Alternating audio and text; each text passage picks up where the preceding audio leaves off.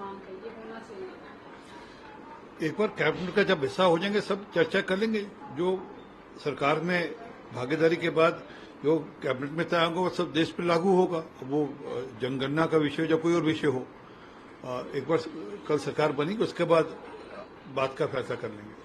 अपनी भी योजना से मतदाता नाराज है, ऐसा ऑपोजिशन जो आपकी अलायंस है वो भी कह रहे हैं कि चेंजेस तो करने जरूरी है। देखिए, ये सबके सब विषय सरकार बनने के बाद के विषय है, ये आज के विषय नहीं है।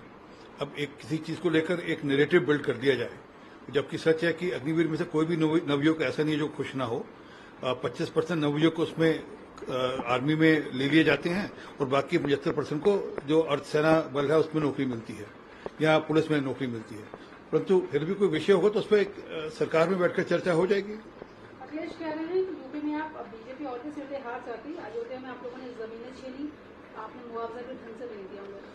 देखिए, अब वो जीत गए हैं तो इसलिए इस प्रकार की बात कर रहे हैं। सच ये है कि आज भी योगी जी की सरकार अपने लॉ एंड ऑर्डर के चलते हुए और अपने जन कल्याण के काम के कारण से मोदी जी की सरकार आज भी उतनी ही पॉपुलर है जितनी पहले थी।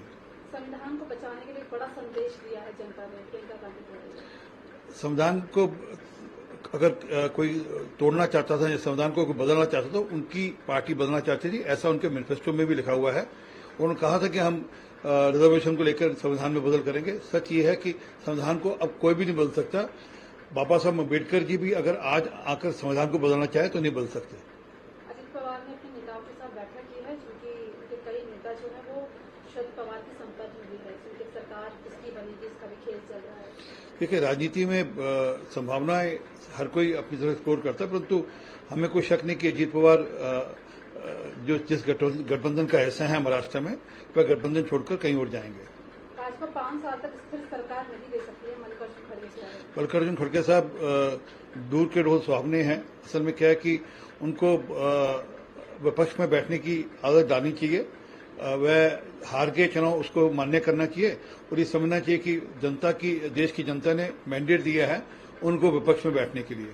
तेलंगाना में कांग्रेस सरकार जुलाई में जाति जनगणना करवाएगी, ऐसा वो कह रहे हैं। जाति जनगणना कराना राज्य सरकार के डोमेन में नहीं है। हाँ, सर्वेक्षण करा सकते हैं, उसके बिहार पे सिफारिशें दे सकते हैं, परंतु जाति जनगणना का जो विषय है वो केंद्र सरकार का है और केंद्र सरकार कमिटेड है कि 2026 में जाति जनगणना कराएगी।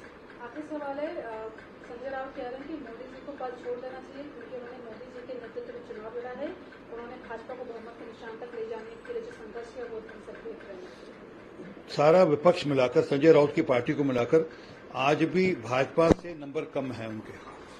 आज भी उनकी गिनती भाजपा अकेले से कम है और वह हमको कह रहे हैं कि सरकार हमको विपक्ष में बैठना चाहिए, हमको इस्तीफा दे देना चाहिए। असल में क्या है कि इनके गले से उतर नहीं रहा कि देश में तीसरी बार मोदी जी प्रधानमंत्री बनने जा रहे हैं, ये इनके गले से उतर नहीं रहा।